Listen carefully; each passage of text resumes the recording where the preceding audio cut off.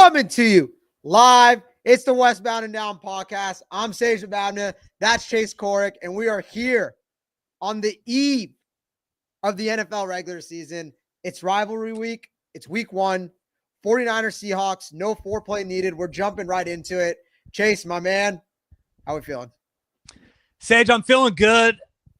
I just can't believe football's finally here. You go through waiting about like 6 months, and it's finally here. What can I say? I mean, just get me to 5 o'clock tomorrow. I'm not, I don't think it's going to be a great game. I think the Cowboys may get their ass kicked, but who cares? We get out, we get Mike, we get Chris on TV. That's all I need. Chase, I have to ask you, I know this is a little off topic, jumping right out the bat, but what are your thoughts on how the Eagles are approaching this? I mean, you have Nick Sirianni's interview this morning. He said he didn't know it was banner night. He didn't know that they had a banner night. He said they won't be attending. The team will be in the locker room when it drops. At some point, it's just a bunch of bullshit. At some point, it's just, it's a load of shit, and it's cute for a little bit, but at a certain point, it's like, come on. It's almost I will say, I bet money on the Eagles in the Super Bowl, so I was very happy. I was enjoying the parade. No three-peat for the Chiefs, but now it's getting to the point where Nick Sirianni, it's really settling in that Nick Sirianni is a Super Bowl champ. He's feeling himself a little bit, so yeah, I can't wait for the Eagles to lose a little bit. I'm having a little too much of them. The Philly fans have come out for sure. I mean, it's been tough. It's been a lot, I'd say, but I mean, they deserved it. They had a good performance, but we're not here to talk Eagles. We're here to talk some Niners. A lot's happened since the last time we talked. I mean, we can start today with the practice report. I mean, Upton Stout's back. We got full participation from Kalia Davis, Ben Barch. The only guys who didn't practice today were Jordan Watkins, rookie receiver, and Trent Williams, who they said was healthy. It was just a personal thing, nothing football related. So you gotta be excited there. I mean, the Niners are kind of dealing with a lot. It seems like that's behind them. They're kind of moving on, right? They're turning the page. The team's getting healthy. Obviously, you have a suspension in your receiver room, but only one guy's injured now going into the year. Shanahan says he expects Juwan Jennings to play. Chase, what are your thoughts on where the Niners are at heading into this week with everything that's come about?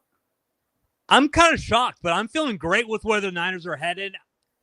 If you told me 3 weeks ago that we'd be in a spot like this, I would have been very surprised. It looked like everything was going downhill in the sense that you start off training camp. After the second game, you have so many injuries that are built up. You just expect it to keep going on, but it seems like they got into a point where all the guys that were injured for a couple weeks are getting healthy at the perfect time, and it seems like the vibes are high. So until maybe they go and not perform on Sunday, I'm feeling good with where the Niners are headed. And I don't know, you got to be in the same place, right? I feel like if you're a Niners person right now, you got to feel good heading into Sunday. I mean, yeah, it seemed like they were heading down the same road that they were going through last year. I mean, it was one after another, this and that, like just like the most random things possible popping up.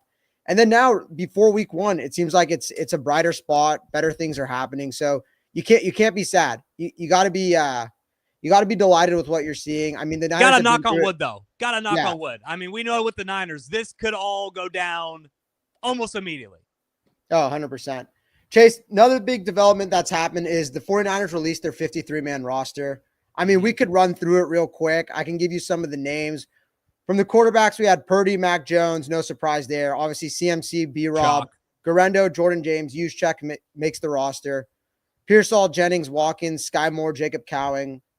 3 tight ends, they kept Kittle, Farrell, and then Jake Tongs. 10 O linemen, 11 D linemen, 5 linebackers, including the 3 who competed. We saw a lot this offseason, Tatum Bethune, Nick Martin, D Winters, and they kept Lou Gifford.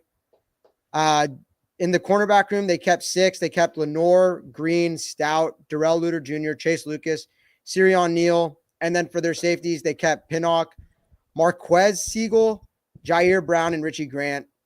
Chase, any shocks, anything? I feel like it was just business as usual chalk. I don't think there was any surprises to this roster. I know your boy Isaiah Nair didn't make it, but anything that surprised you, anything you didn't like? Well, I think that if anything, you just brought up the defense on the last part of that. I was shocked that they let go of Dallas Flowers. I think he's coming back on the practice squad. That was so funny, too. After the rosters get announced, you're like, oh, damn, I'm going to miss that guy a little bit. Then he just gets signed to the practice squad. It's pretty fluid, Sage. Like this stuff, even if you're not on the week one roster, you could be on the practice squad and get brought back up, but not a lot of surprises. But I will say that if there was one that stood out, I was a little shocked that they cut Dallas Flowers. I kind of liked what he was doing in the preseason. I thought all the cornerbacks played well. I think it was a tough decision. I think they got more from Chase Lucas than they expected. I feel what like about Darrell Luter?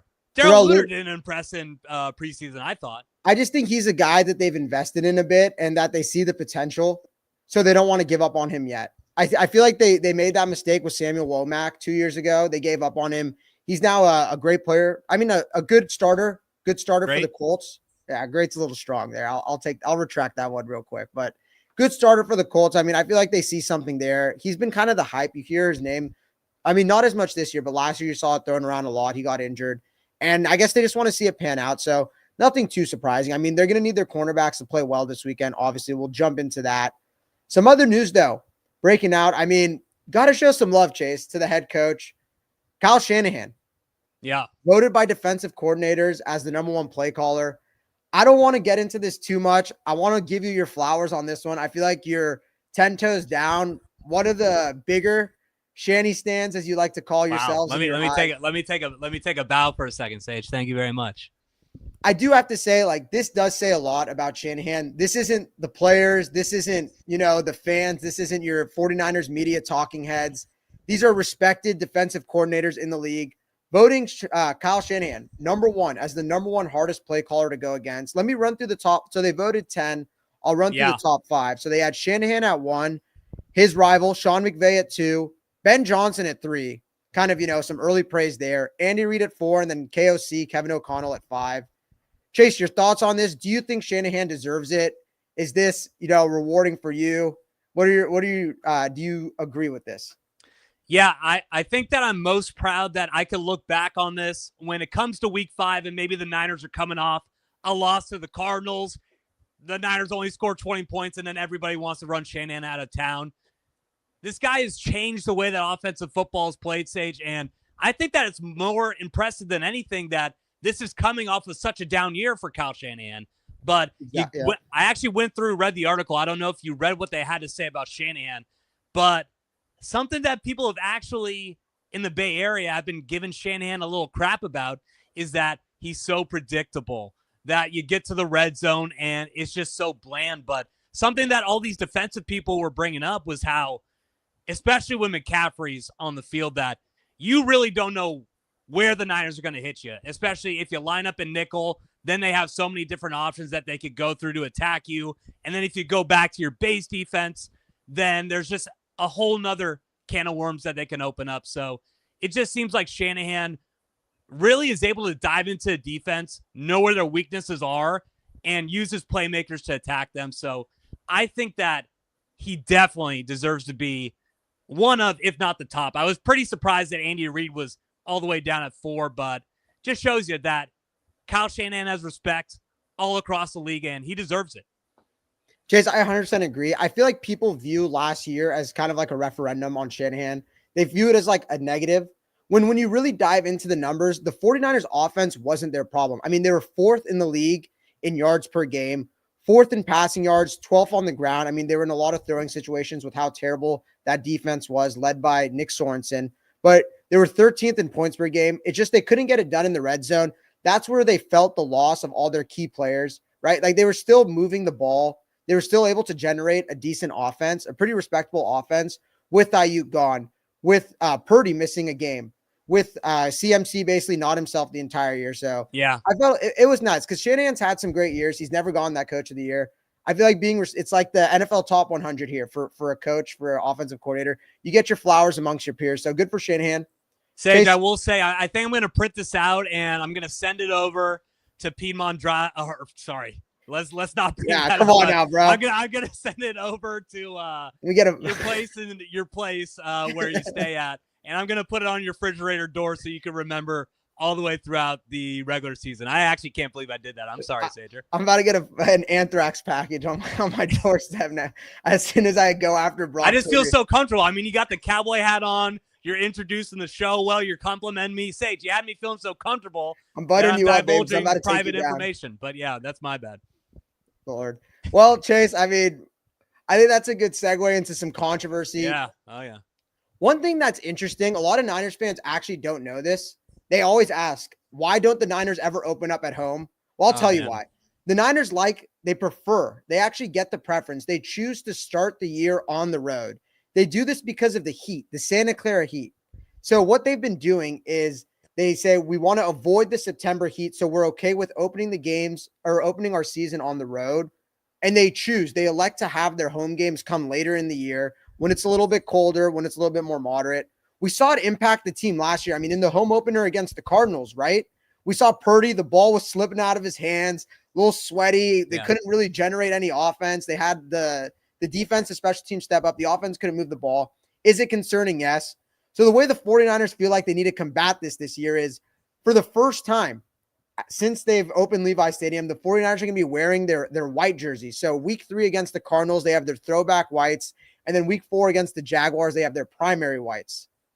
I mean, has it really come to this? Is this really the solution for what the stadium is and what this massive mistake you've made moving the team, that to combat the heat, not only do you have to punt your home games early in the season, but you now have to wear white jerseys so your players are more comfortable on the 100-degree turf in the Santa Clara heat? Chase, I mean, I'm going to kick it over to you. Your thoughts on this? Like, is this just a joke, or do you think this is actually helpful? So it's funny that it actually came up, Sage, because I know you know, and probably the people who are listening to us the past couple of weeks know, we posted a TikTok about this, about how we just cannot stand the stuff that's been going on with Levi Stadium. You're bringing in the LED lights. You're bringing in the biggest control room in the West Coast, but you can't even get an awning over that side of the stadium because it's so hot and everybody's going to be burning up. And, of course, it comes out a couple weeks that you're only going to have 3 games all year where you're wearing your primary home reds because, like you brought up, Sage, you just can't wear red. You're honestly putting yourself at a disadvantage if you have the Niners rolling out in those regular red uniforms early in the year. So I think it's a joke. In all honesty, I think that somebody who needs a Super Bowl more than anybody on the Niners is Jed York. This guy is really in my doghouse right now. I can't believe it, Sage. Maybe we should just throw those black jerseys on the Niners in the first couple weeks. If they can't wear the reds, how about we throw those legacy jerseys on the 49ers in the first couple weeks? Jersey. See how that does it for them. Oh, my God. Just all together with the jerseys. What a nightmare for the Niners the past couple weeks. I just can't believe the news that's coming out. The Niners used to be so aesthetically pleasing. They had the saloon font. They had the classic red and golds. I mean, now you introduce these rivalry jerseys. Why didn't you go white there? I get you have the throwback whites, but you have the red throwback whites too. Yeah, I know. Or the red throwbacks too. The rivalry jerseys, like I said, with the whole Niners situation with Levi's, it's like putting lipstick on a pig. They're doing everything they can to, pretty it up, but there's nothing they could really do. It's a terrible situation. I mean, the whites, it's just been a joke with the LED lights, the board, everything that's going on about it, Chase. I couldn't stand it. I wanted to hit a little on it. I knew you'd have some things to say. Probably could clip it up well, but Chase. I have one question though. I think that this would be good to know. What are your actual opinions on the black jerseys? Because I'm seeing mixed reviews online. I'm seeing some people talking about how great they are. Meanwhile, I think they look terrible. I honestly don't see how anybody could look at those jerseys and be like, you know what? Get me one. I'm going to be wearing it out to the bars the first game on Sunday. I wouldn't get anywhere near this jersey. I mean, Chase, it's the shiny new toy. There's going to be that demographic of Niner fans you see people buy the camo jerseys, those green camo jerseys during the Kaepernick era, which are the ugliest thing you'll ever see. Hey, come on. Sage, nothing wrong with supporting the troops. That's just supporting the troops right there. Okay. Money's going to a good cause. How about those other jerseys black aren't jerseys going anywhere? The all black jerseys they used to wear. I mean, you see it, right? With the Warriors, when they have, the Warriors more than anyone experiment with the jerseys, and people buy anything. People will buy like something, if you got rid of the Niner logo and put like a shit and just like Nike branded it and put a 49ers logo on top of it, people would buy it. People will buy anything. I'm not a fan of it. I don't like the black. I mean, it doesn't symbolize the Niners at all. It's kind of just random, I guess. I thought they should have gone with the whites. The iciest ones, the Bills, the Cardinals, the Patriots, like predominantly white with just like a little touch of like blue, red, black in the back, just to like ice it up. I thought those were clean. I don't get why they're going back with the blacks. The first time they did it, it was so awful.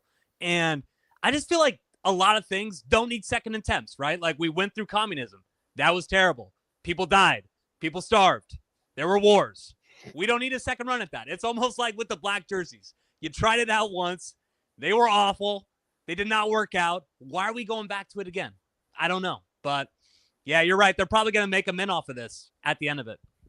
Chase, better things on the horizon. Hopefully, yeah, goddamn. And it starts Sunday.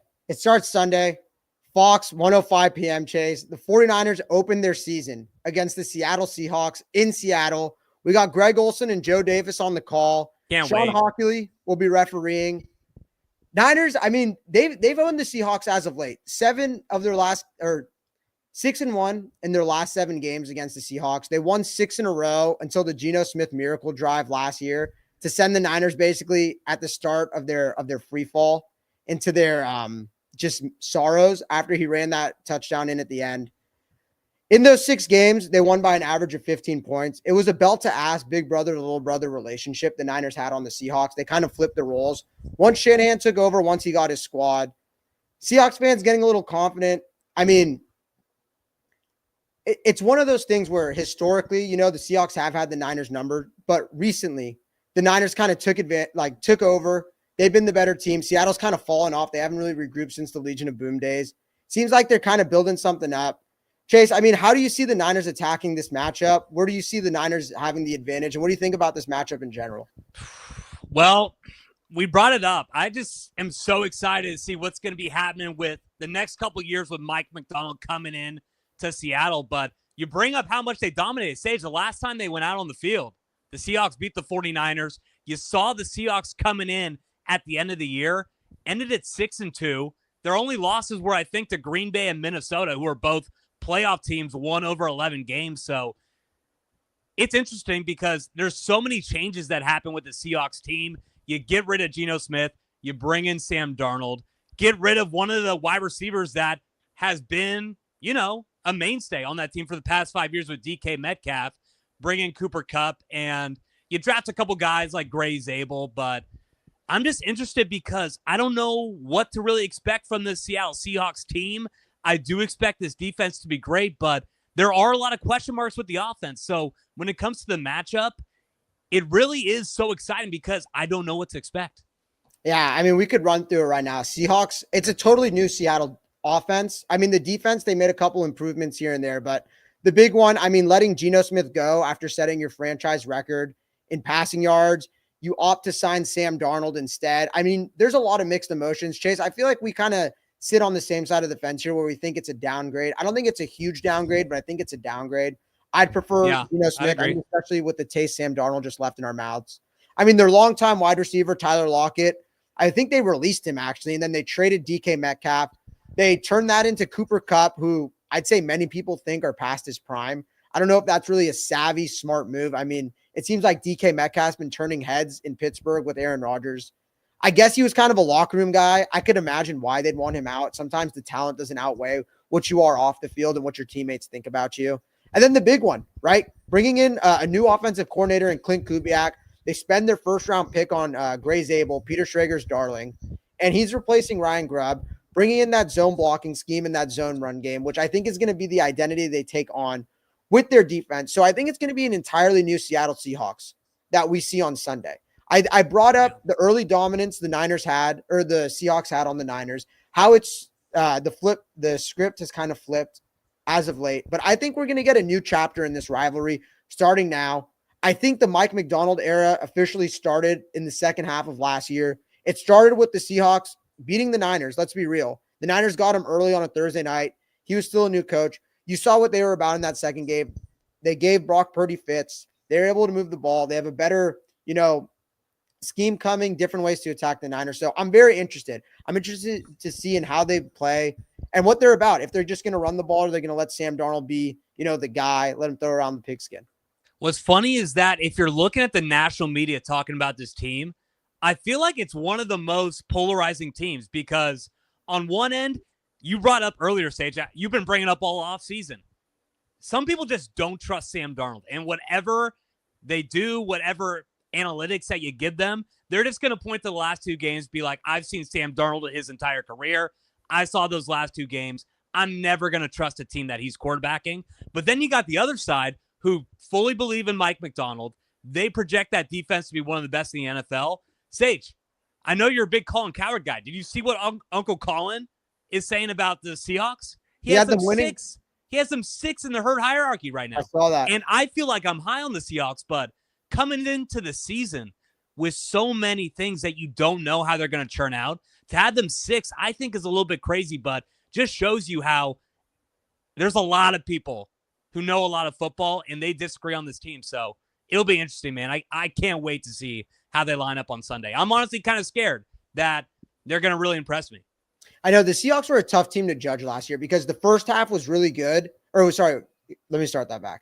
The first half was really bad, but the second half was really good. You saw the improvements come, but when you look at it like from a big picture standpoint and you just look at it from a season long, stats, how they counted against other teams, it's just not that impressive. You really have to dive into the schedule and see the story of what the Seahawks were. I mean, they jumped. They were the 25th ranked defense in 2023. They improved to 11th, and that's in scoring defense. 5th in points allowed per drive, which just shows you their offense was kind of leaving them out to dry. Geno Smith with the turnovers, this and that, right? 30th in yards per game in 2023, 14th in yards allowed per game in 2024. And their offense didn't really take that step up. They fire Ryan Grubb. It seemed like, he was kind of the Nick Sorensen of the Seattle Seahawks circles. A little bit. If you go on Hawk Talk, all those Seattle podcasts, it seemed like he was their Hitler. Like what we say about Sorensen, how we we got to go with Sage, in the Simpsons where it's like however many days without accident. Yeah, it's gonna be like us with our podcast. However many episodes not bringing up Hitler. He was I think we're on 3 in a row right now. It's kind of crazy. He was like their Stalin. I mean, so they wanted to run the ball, they wanted to play defense. I think that's what they're doing here. But they were 27th in rushing yards per game. Yeah. And their defense was 27th in rush yards allowed per game. So they want to stop the run. They want to be able to run the ball. I feel like they committed to that this offseason. They signed, was it DeMarcus Lawrence on the edge? They did, yes. They bolstered up their defense a bit. I think that's going to be their plan. We're going to see what JSN is too as well. But I think their plan is going to be playing possession football against the Niners, trying to stop the Niners run. A little complimentary football, right? You had that defense and then you had the run game coming on the other side. You know that when it comes to Clint Kubiak, he's just going to want to make sure that he doesn't put Sam Darnold into situations where he feels that he has to play hero ball. You have 2 great wide receivers. We'll see if Cooper Kupp can still be the guy that we've seen over the past 5 years or so, but it'll be interesting. I mean, how do you feel about how they're going to line up against the Niners? Because we're getting a little bit more healthy, but I do feel like they pose some threats to us that are going to be hard to challenge. It's interesting because with this zone run scheme, right? The Niners see it every day. They know how to, they know how to defend it. Saleh's familiar with it. He knows what to expect, but that doesn't mean a damn thing if you don't have the personnel. The Niners bolstered up, but it's all rookies, right? They drafted Alfred Collins. They drafted CJ West. They're expecting D Winters to be their starting linebacker. They also have Nick Martin for those 4 threes. I'm not confident in what the Niners are yet. I think that they can improve and they'll be better come mid-season. But if Seattle just runs the ball all over the 49ers, and that defense is legit and the Niners can't move a thing without their receivers out there, I think it could be a bad game for the Niners. I really do. I see a scenario. There's sometimes where you see a matchup and you're like, I cannot even imagine a way that one team beats another. There's a clear path for the Seahawks to win this game. I mean, we'll dive into it. I was going to ask you, like, how do you think the Seahawks win this game?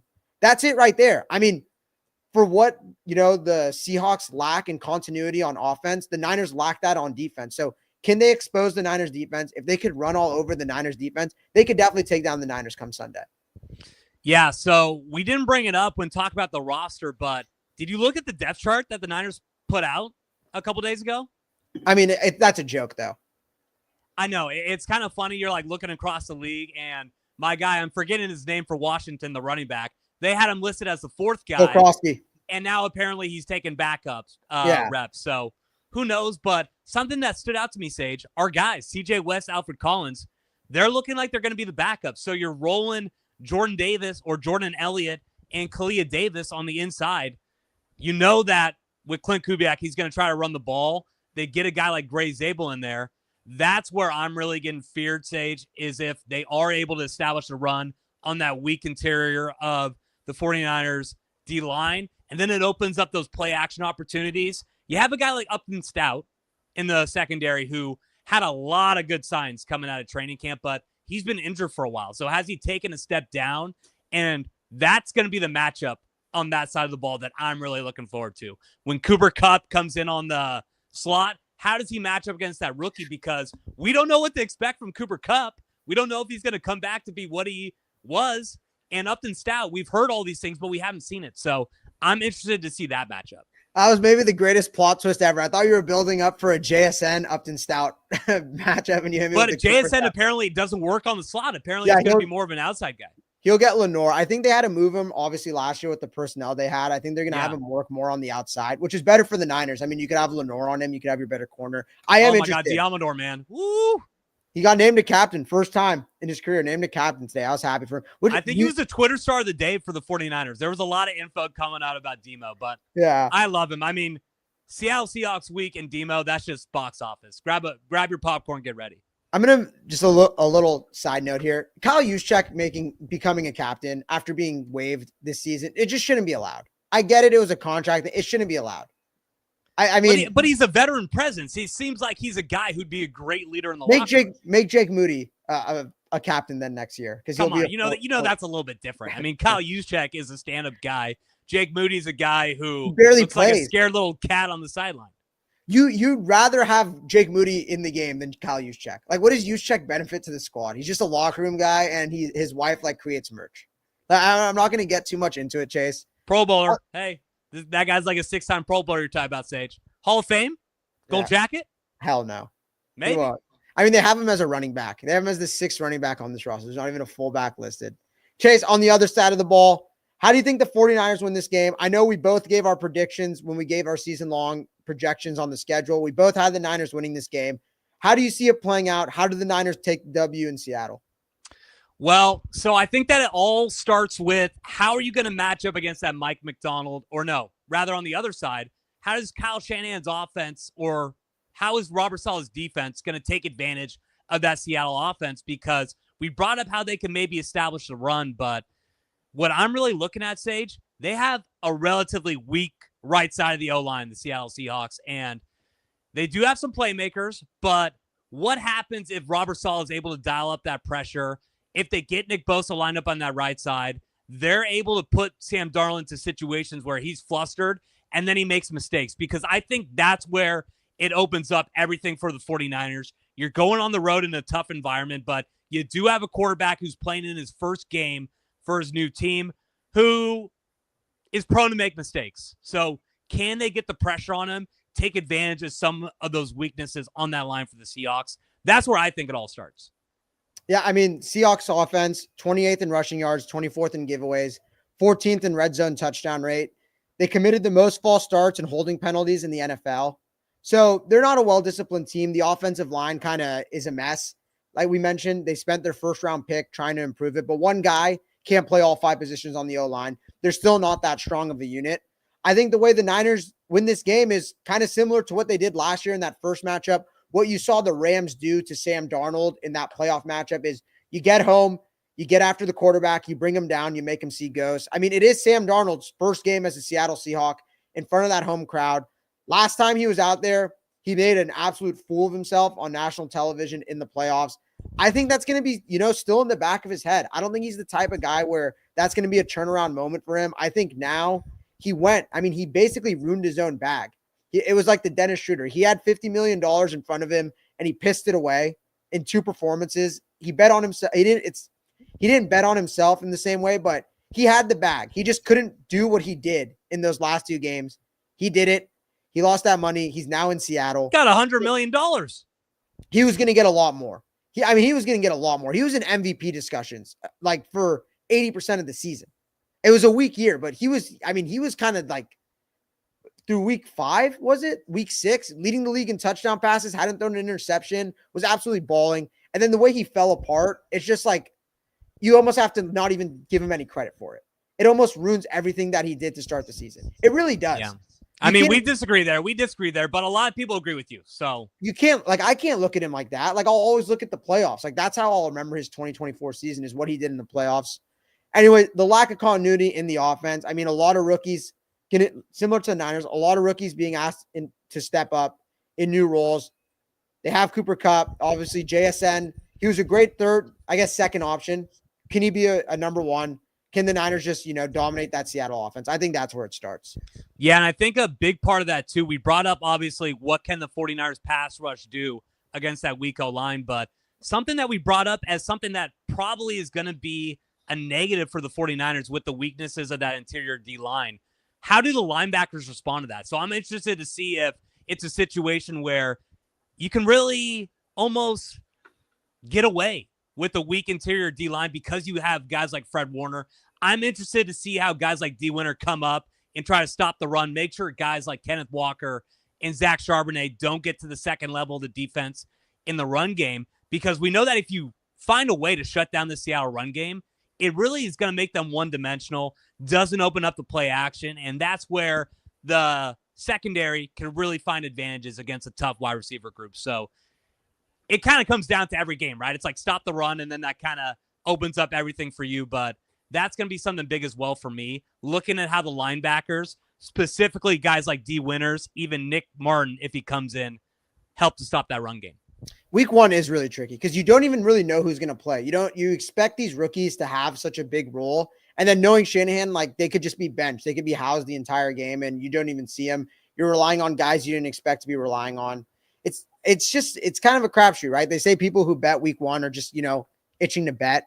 I feel like me and Chase kind of we're going to give you 3 picks later on, so maybe we're itching to bet. We're trying to get you guys some money, though. Come on now. But it's just tricky because the way you see the game is based, primarily on what the stats were from last year. You can try and predict like who's going to come in, do what, but it's really going to say a lot. It's going to say what direction the Seattle Seahawks are moving in, what direction the Niners are in with the rookies they have. So I'm excited for it. Chase, you got a score prediction for us? So what I will say is I'm interested to see what you think, Sage, because I think we haven't even really talked about the matchup that's going to determine the game. What is this 49ers offense going to be able to do against that Seattle defense? Do you think that it's going to be a situation where we're really going to struggle, or do you think we'll be able to put up points? I think they're going to be able to put up points. I think that Seattle secondary is still kind of weak. I think they're going to be able to. Wow. I think they have 2 good players and a bunch of unproven guys is how I view it. Yeah. I think that the D line is fine, but I think the Niners are going to know how to attack it. They had success in that first game going after. Obviously, we mentioned the Seahawks were a different team the first time the Niners saw them, but they had success when they were healthy. I think in that second game, they didn't have Kittle. They didn't have Ayuk. I think it was CMC's second game back. Maybe he got 7 touches. So there's a lot. Like you could look at that game glass half empty, glass half full. The Niners weren't whole. I don't know if I think Trent Williams was playing, but the O-line was banged up. I think they made some improvements. I think that the Niners are going to be ready. And I just don't think I think it's going to be a field position battle because I don't think the Seahawks are going to be able to move the ball as easily on the Niners. I think they're going to run down that Seattle defense, get them a little tired. I think CMC is going to be CMC. I think Kittle's going to be the freshest you've seen him all year. And I think Ricky Pearsall is ready to, break out, put his stamp like Ayuk did 2 years ago in Pittsburgh. I think it's going to be something similar where he has a big game. Jawan's going to be itching to, get out there. I think Brock Purdy has a big game on his right arm, and I think he leads them up and down the field. Yeah, so it'll be interesting because what I'm really looking at, I think that this is probably going to come all the way down to Sunday, but is Dominic Pooney going to play? Because I think that the most underrated part of this Seattle defense is that interior D-line. You got guys like Leonard Williams. Even though I wasn't that impressed with him last year, the first-round pick last year, Byron Young out of Texas, and then I believe they have Jerron Reed as well. Those are some 3 dogs in there, and if you don't have Dominic Pooney in there, you'd have to say that just matchup-wise, the Seahawks have the major advantage in there, so that could potentially be an issue if you're trying to start up the run game. But something that I will say, Sage, is that with the 49ers offense, those superstars, there's just going to be opportunities, I think, for them to get open, break off big plays. So even though there are some things that scare me with that Seattle defense, at the end of the day, you have guys like Christian McCaffrey, George Kittle, one-on-one against some of these guys on the Seattle defense. I think they're just better. And you're right. There are some weaknesses for the Seattle defense that I think they'll be able to find mismatches. We brought it up earlier about Kyle Shanahan and all these defenses are scared with what he could call, how he could find the weaknesses in these defenders and expose them. It's going to have to be a Kyle Shanahan game. I think he's going to have to get into his bag to break down this defense a little bit. I 100% agree. I mean, you saw it the Thursday night. They had the double fake with the touchdown to Kittle over the middle. He's going to have something. He always does. I mean, it's week 1. There's going to be some creativity in there. They've literally had a month to plan it. He knows what he's going up against. They've seen the Seahawks. It's a familiar foe. So I think the Niners are going to have a good plan, a good idea. Kubiak, on the other hand, right? This is his first game. People are going to be learning his offense. They say the zone run scheme takes about 2 years to really master. You got to kind of shift your entire offensive line around it, the size, whatever it may be, like the bodies you carry. So I don't expect the Seahawks to be pristine. I expect it to be a little bit similar, right? There's a lot of turnover for them this year. I expect it to be similar to what it was last year, where you kind of see them get going mid-season, but at the start, it's going to be a little rough. Sam Darnold's first game, I think the Niners are going to take full advantage of him. I got the Niners winning big, man. I mean, we went over it, but I think they're going to be able to expose the Seahawks. I don't think the Seahawks are going to be able to expose the Niners as much. Will they be able to run the ball? Yes. Are they going to be able to move the chains? I believe so. I don't think they're going to be able to get into the red zone. I think the Niners are going to be able to get into the red zone. They have Pearsall. They have Jennings. They have C-Mac. They have Kittle. They have the guys to get in. I feel like they have the Seahawks, on the other hand, have an old Cooper Kupp and JSN, who in my book still hasn't proven himself. Well, okay. So did he give a score? No. I was going to be a gentleman. I was going to let you go first. I can go first if you'd like, Chase. No. I could go ahead because I thought that was just your prediction right there. That's my bad. But in all honesty, Sage, with this one, I think it's going to be a very low-scoring game. You're going to be up north. It's going to be a tough environment for both offenses, I think. You saw 49ers. I think we're going to have about 52% of the tickets, right? I don't know how accurate that is. It said according to Vivid Seats. I think it is. I think they're pretty good with it. Are all seats sold on Vivid? Like, I can't imagine it's going to be in Seattle more Niner fans than Seahawks fans. We're going to see a graphic and be like, yeah, that was total bullshit. But who knows? I think that's just but they're really good with that, especially when it comes to like the polling and everything, even in political sense. They're able to do the, mathematics and really figure out what's going on. But I think that's going to be loud for both offenses. You know that in Seattle, the way that the stadium's set up, it really keeps the noise in. I think it's going to be low scoring. But Sage, I got the Niners pulling it out. 24-21. I think the big difference is going to be, like I brought up, the weaknesses on the right side for that Seattle O-line. It's very bad. It's very bad, and I just think that the Niners, bringing in a guy like Mykel Williams, maybe even shifting Nick Bosa over to the right side of that defense, I think they're going to fluster Sam Darnold all day. I'm expecting a couple big mistakes from Sam Darnold.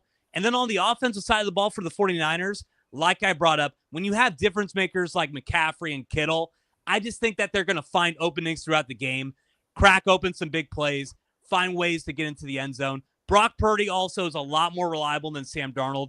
I expect Sam Darnold to make mistakes. I expect Brock Purdy to play a clean football game. So I got a 24-21.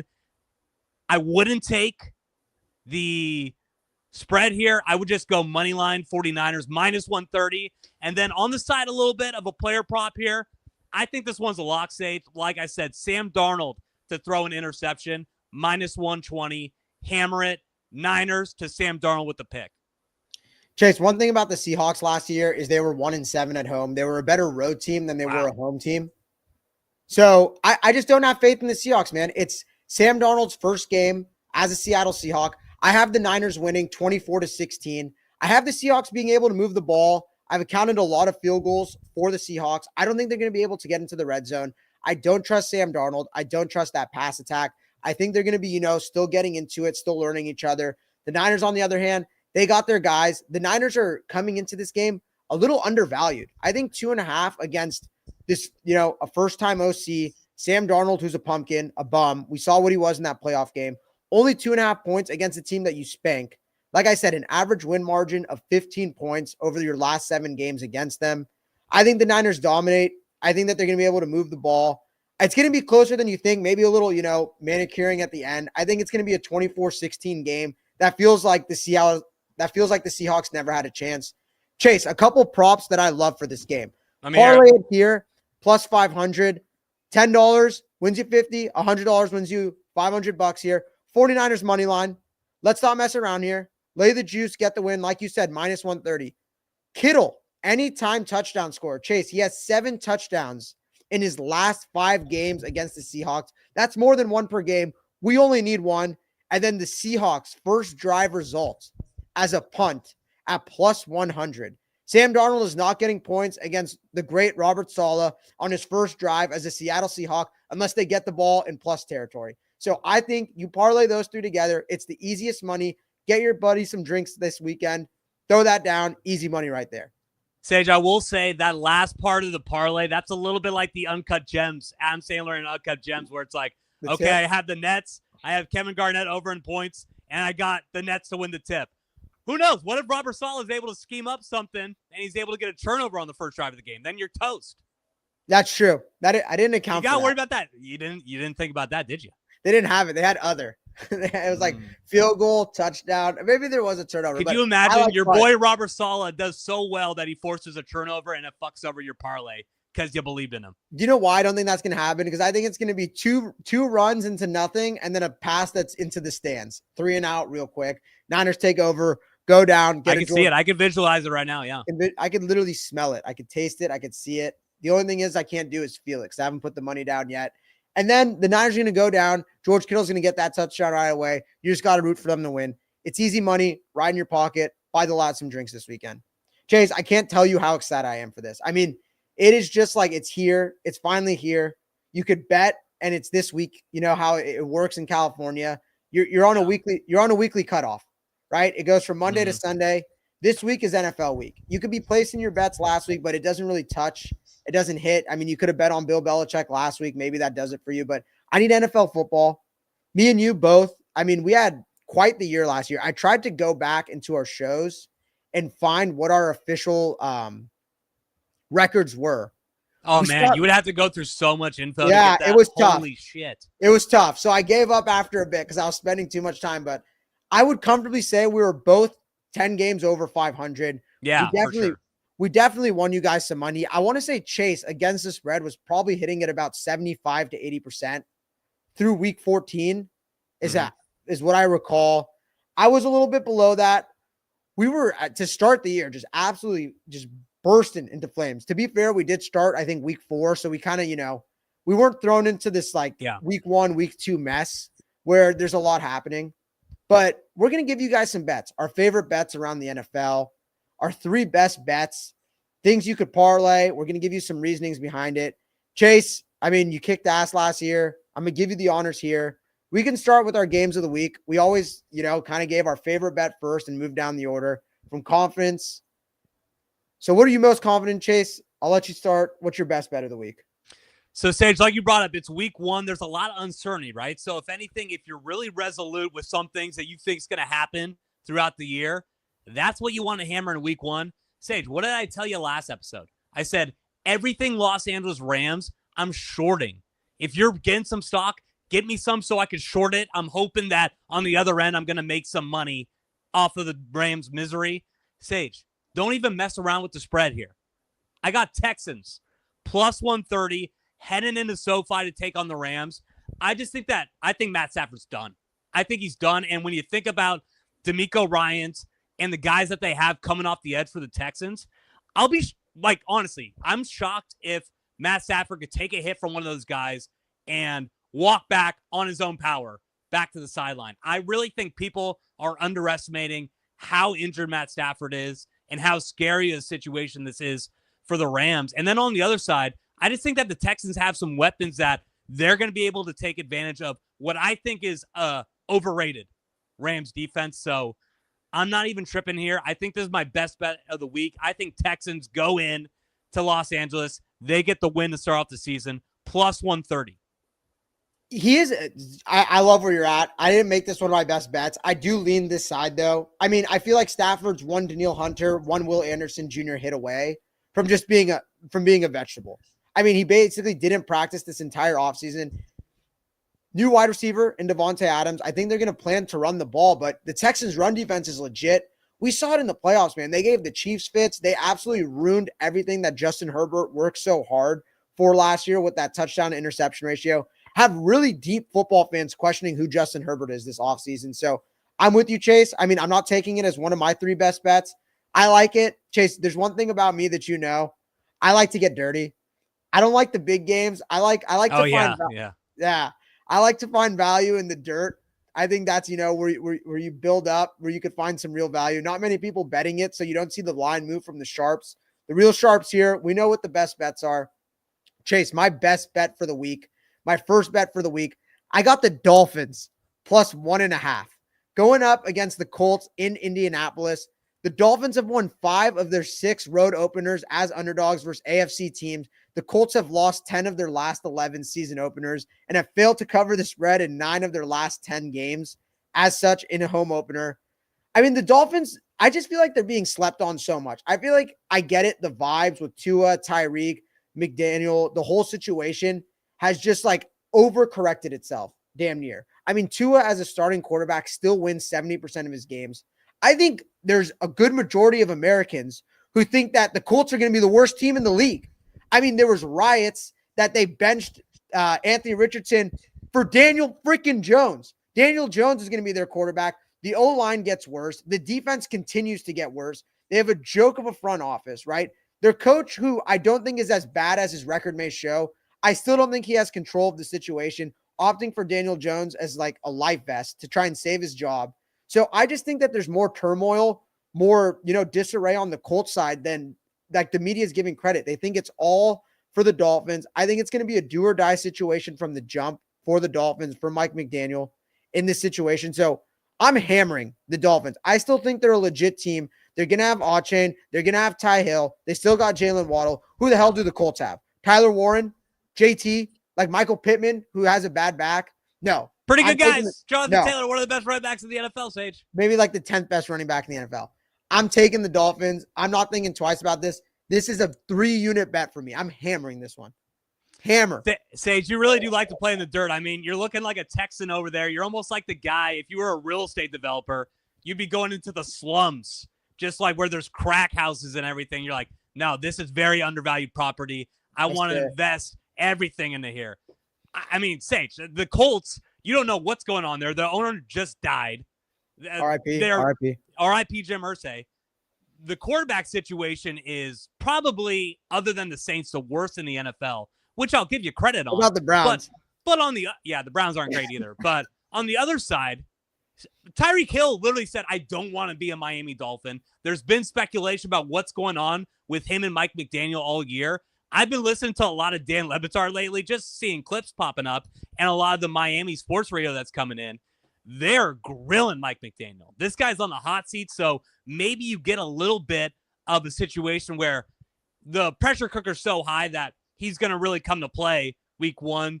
This is just a stay away from me, Sage. It's week 1. I got 2 unreliable teams, so this is just not one of my 3 bets, but I'll give you credit. You got some balls for taking it, no doubt. Thank you, Chase. I mean, only 1.5. You got it. I think it'll be easy. Just lay it. The Dolphins are still a good team. The market's overcorrected. Chase, let's get into it. What's your next bet? So, Sage, this has got to be the biggest game of the weekend for me, and this is just a classic situation where a team got knocked out by the other team in the playoffs, and they have 9 months to get ready for the next time they're going to play this team and get their get back.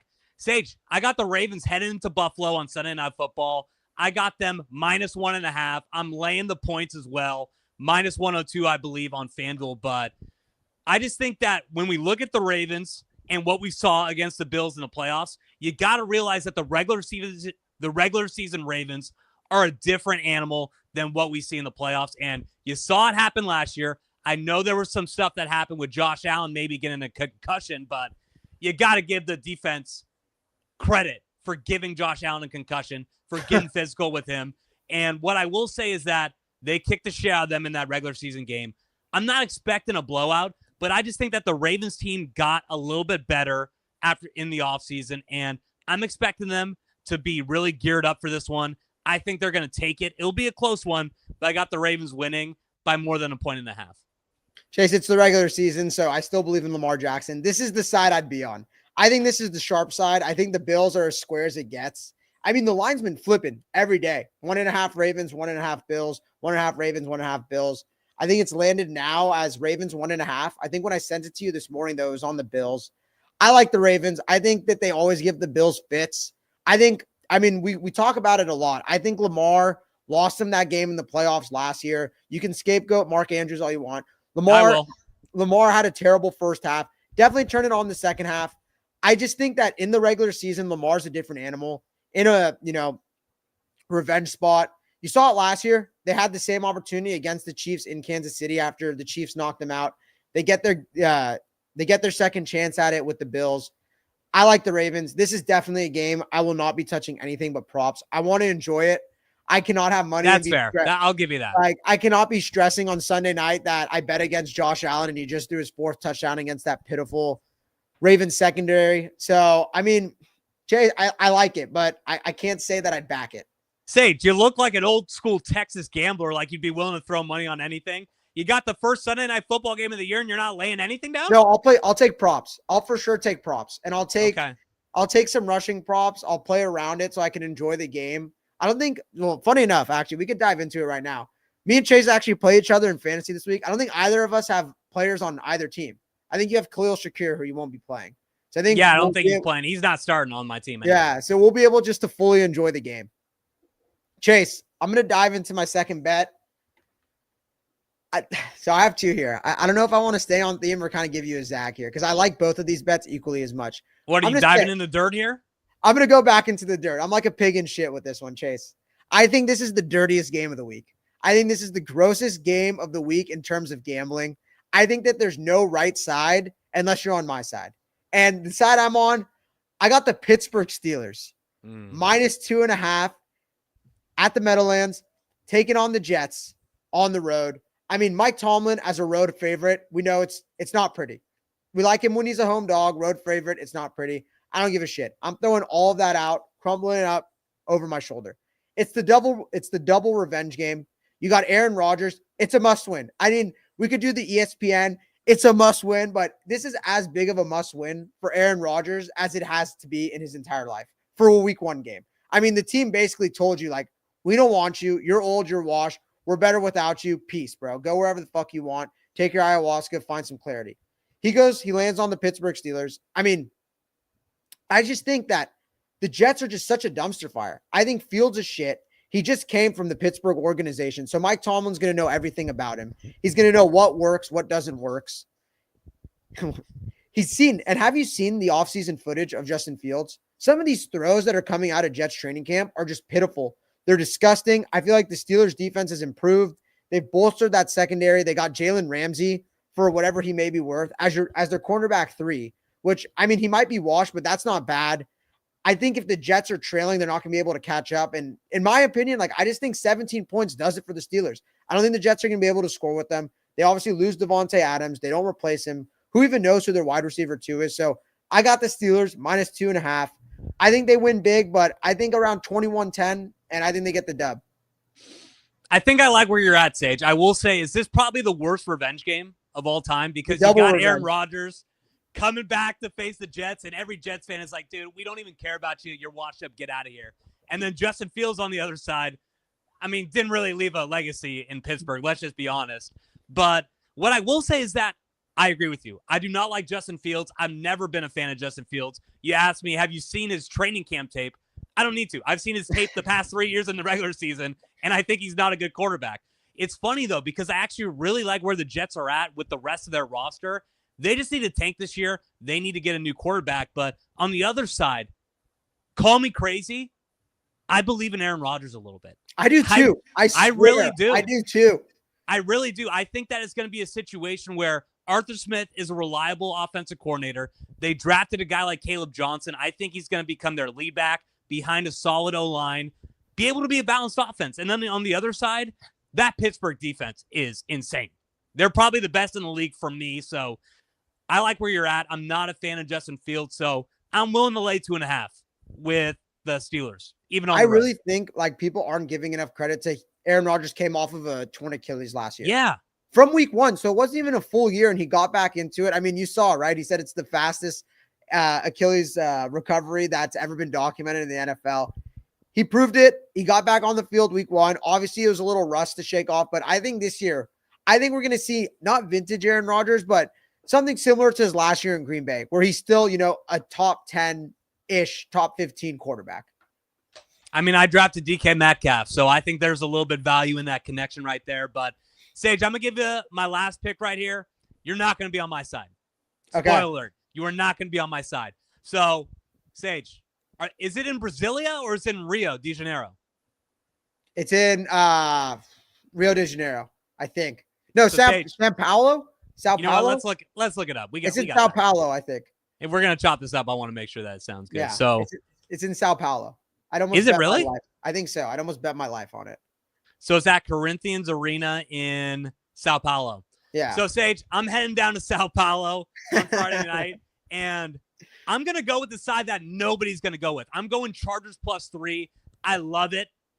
I honestly love it, Sage. And what I don't think a lot of people are considering is that this duo of Jim Harbaugh and Jesse Minter is probably one of the best in the league. I think they're on the same level as Steve Spagnuolo and Andy Reid. And I just think that with the Chargers, they're going to be able to get after Mahomes. I'm not really buying the hype that Chiefs drafted a couple guys, signed Jalen Moore from the 49ers, and all of those offensive line issues are fixed. I think they're going to get after him. You're missing a couple weapons like Rashee Rice. Travis Kelce's 1 year older. And I think the Chargers are going to be able to run the ball all day on this Chiefs defense. So I'm just getting 3 points. It's a week 1 game. And I think that Jim Harbaugh is going to have these guys ready to play. So in a game like this, where it's on a neutral field in a different country, I'm going to take the points. I love the Chargers in the spot. Yeah, Chase, I was actually looking at it. So, I mean, the site I used for this, right, the spread, shout out the spread. But the Chargers against the Chiefs are 7-3-1 in their last 11 games against the spread in the Mahomes era. 1-0-1 last year. I mean, I feel like they always, even when the Chargers weren't good, they always play the Chiefs tough with backup quarterbacks with Herbert. It doesn't really matter. As someone who's invested in the Chiefs fantasy wise, I'm worried about it. Honestly, I am worried about it. I feel like there's going to be kind of that unknown of just being in Brazil, just like the funk that you just don't know what's going to happen. You saw it last year where the turf basically just crumbled from beneath. It was bad. players. It was bad. Everyone was slipping. I mean, AJ Brown basically gets a free 80-yard touchdown because the defender slips, his cleats like get caught and he falls down trying to defend him. I just think weird shit's going to happen. The variance in this game is just too much that I'd take the points too. So it's tough to bet against Mahomes in the regular season though. I'd do it because they're not monsters against the spread and their games are usually tight. And if they push, and you don't lose money. So I can't say I hate it. I mean, you got the devil magic coming in from the Chiefs. So that's why I'm not going money line, but you also maybe get a little Madison beer bump. Dare I say the Taylor Swift Madison beer clash. Chase your Saturday. Give me Madison beer all day. Give me that. I'm on that side. I'm on Justin Herbert's side here. Taylor Swift, DeAndre Swift, MB in full. Chase, my last game. I actually think it's the game. It's the game I think I'm most excited to watch. I think it's going to be a great game. It's not in the dirt, Chase. I'm going back up top. I kind of wanted you to go into the dirt. I wanted you all 3 in the dirt. I'm going to go a little bit off brand here. It's a little weird. I'm going to catch you by surprise. Chase, I'm going over to Lambeau Field. We got the Lions taking on the Packers. Give me the Detroit Lions +2.5.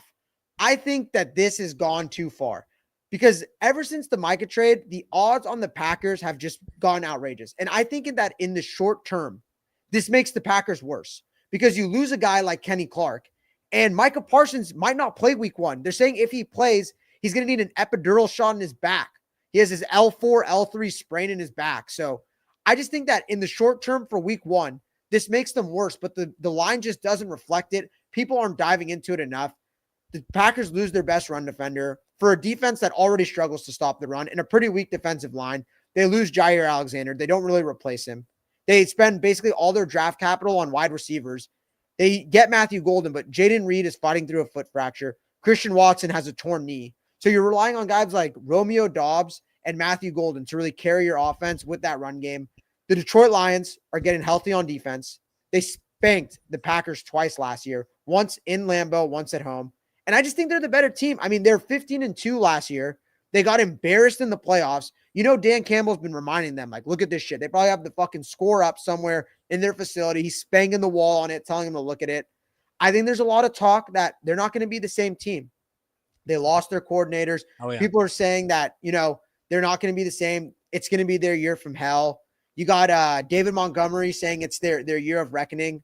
I can't guarantee this isn't a season-long thing. I think that the wheels might fall off towards the end, but in week one, with the health they have, with who they're getting back, I'm all aboard the Lions train. I'm taking the points. I mean, I get 2.5. They could lose, and I could still win this bet. Give me the Detroit Lions plus 2.5. So it's funny when you look at this game because it almost seems like the media narrative coming in on both these teams is the complete polar opposite. You have the Lions coming off of 15-2 year, and everybody seems to want to be, jumping off the train. And on the other side, Sage, it is getting ridiculous. The narrative about the Green Bay Packers. I'm a big fan of them. I love what Matt LaFleur is doing over there. I believe that Jordan Love is a good quarterback, but everybody's MVP pick is Jordan Love. I'm not saying that he's on that level, and people think that the Micah Parsons move is going to bring that defense to be a top 5 defense in the league. It's just funny how different the narratives are here, but what I will say is that I lean more with your side. I'm a big believer in Dan Campbell. It's not a situation where you lose 2 of your coordinators and everything in that building is lost. Dan Campbell built up that culture from nothing, and he's still in the building. You have an insanely stacked roster. Everybody's making that Philadelphia comparison, but what I will say is, Sage, with all due respect to Nick Sirianni, I just think that Dan Campbell, when it comes to the culture that he set in Detroit, is a lot more of an impact than what Nick Sirianni has done in Philadelphia. So I'm not going to see that big of a drop off when it comes to them losing Ben Johnson and losing Aaron Glenn on the defensive side of the ball. I think this is a close game too. So I just like taking the points here, especially in a week 1 scenario. That's what you're going to see from me all weekend. I'm going to be taking the points where I can because I think everything's going to be close. So I agree with you here. I would take the Lions in the spot. Chase, one piece, then I got some breaking news out of the 49ers. So, oh, shit. Does any quarterback get less flack for what Jordan Love did in the playoffs? I mean, 0 touchdowns, 3 interceptions against the Eagles in that playoff matchup. But Chase, we got some breaking news. Shut up.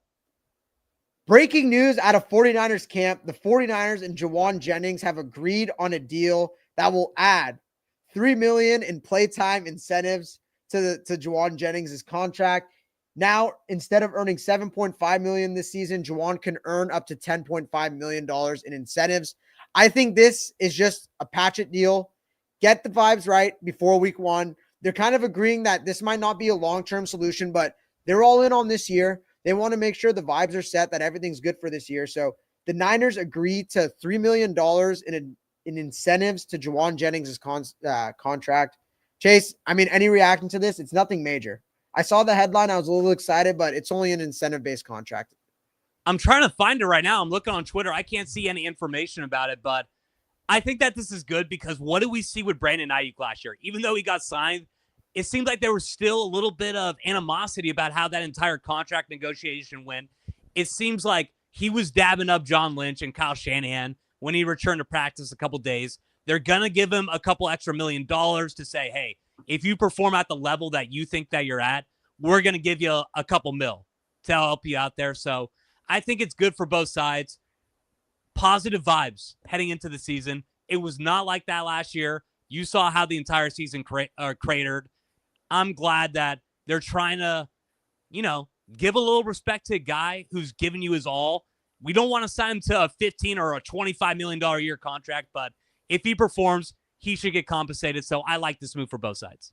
I think this is what a lot of fans were clamoring for when he went out, when he was, holding out, is that we don't want to pay you $20 million, but how about we incentivize your contract? You are a bit underpaid, but how about you earn it, right? Like, do it again. You had a great year last year. Do it again. Now he has that opportunity. $10.5 million ain't bad. I'm happy. I think they patch it. They get the vibes right heading into Seattle for week 1. So it's a win-win for both sides. So, Sage, what's a better agent move? Juwan Jennings' agent getting this $3 million in incentives, or our boy Kyle Strongen making sure that no matter what, Brock Purdy gets a no-trade clause in his contract? What's the better agent move here? The no-trade clause is wild in the NFL these days because no one ever gets traded. But I think the incentives is good. You got to prove something, right? It's like in the Canada on Strike episode in South Park. I think I've read this before, where they do a 1 year long hunger strike, and then they give them bubble gum just so they could feel like that they won something. I think like it's a nothing burger. It's kind of like, like it's good. I think it's patchwork to get the vibes right. He could earn up to $3 million extra dollars. So, I mean, what really is it out of Jed York's pocket? You got to go earn it. I don't know if they're going to blackball him and just throw the ball to Pearsall and Kittle, but it's a win for the Niners. Yeah, I don't know. Maybe Jed York can't get any more LED lights up there now that he threw a little incentive at Jawan Jennings, huh? No, definitely not. But Chase, the next time we come to everyone, we're going to be reacting. We're going to have a game. We're going to be coming to you. I mean, post 49ers Seahawks week 1. I'm excited. I can't wait to see how this game plays out. We had a lot. I mean, we had a lot. We dove into it. We said we could see the game going a few ways. I think we both basically landed on the same thing. We landed the Niners are going to win this game. We got the season starting off 1-0. Chase, any last thoughts? Anything you're excited for this weekend other than 49ers football? Well, I'll be honest with you, Sage. I got a big weekend ahead of me. So we're going to I think I'm going to go out a little bit on Friday night. I'm going to watch that game. Got it. Hey, it's football in Brazil. You got a Friday night football game. How often does that happen? So going to get off work, going to go to the city, enjoy that game a little bit. And then Sage, next morning, I'm getting out bright and early. I think I'm leaving around 5 o'clock. I'm heading down to Pasadena. I'm watching Oasis at the Rose Bowl. I made a vow to myself that like 5 years ago, big Oasis guy, they had not toured for about 20 years. I'm saying if they ever get back and they play in America, I got to go watch them. So I'm doing it, Sage. I'm heading down. They play Saturday night, and then I'm less than 24 hours in SoCal because I think I'm going to go back at 4 a.m., going to head up, try to get back on my house in the city before the 10 o'clocks kickoff. So got a busy weekend ahead, but I can't wait for that live stream. I'm hoping that the people show up. I mean, we got 582 right now. Thank you if you're listening on Twitter, but we're the best guys in the game. I'm sorry. I watched all the other guys who are going on. I mean, look at the cowboy hat with Sage. You don't get this anywhere else in the Niners media space. So I'm just hoping that now that the games are coming, we got legit games that YouTube, all these platforms, hey, push us out. Let the people make the decision. And I think the sky's the limit from there. Some W's in the chat, please. I mean, we got some big things coming. Follow us on TikTok, Instagram. You'll get our best clips there. Hit the bell, subscribe, please. If you're watching this, subscribe. Share with a friend. Share with your family. Share with whoever you want. Just share with someone.